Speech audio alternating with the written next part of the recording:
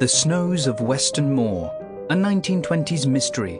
Lord Edgington Investigates, Book 8. By Benedict Brown. Read by George Blagden.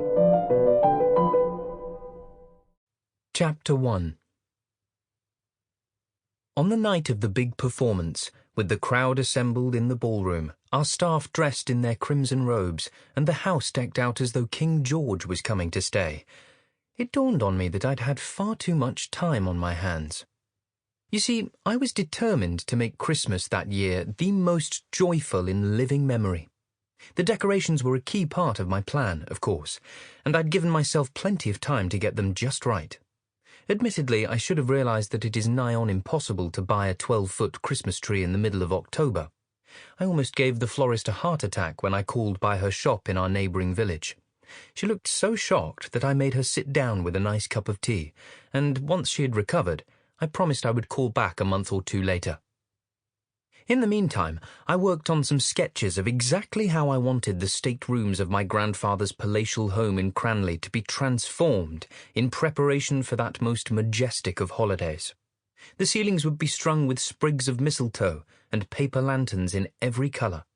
I planned to loop holly wreaths onto long strings of sparkling tinsel that would extend from one corner of the room to another, so that each wall there would be brightly adorned.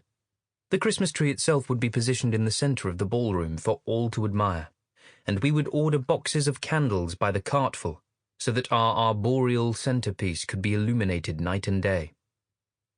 Those sketches only took me half an hour to complete, and Advent was still weeks away, so I had to think of something else to occupy my time, which was when my grand idea popped into my brain.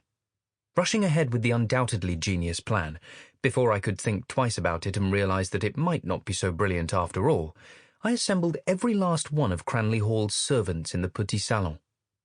They filed in, full of curiosity, and populated the comfortable sofas and armchairs, as I stood waiting to explain why I had pulled them from their work. "I have a grand idea," I announced, and the buzz and chatter which that group of generous souls produced was really quite uplifting. "We're going to put on a Christmas spectacle."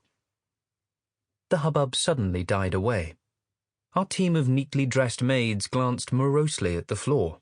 The gardeners looked no more thrilled, whereas the new page boy, Timothy, hid behind his... Sample complete. Ready to continue?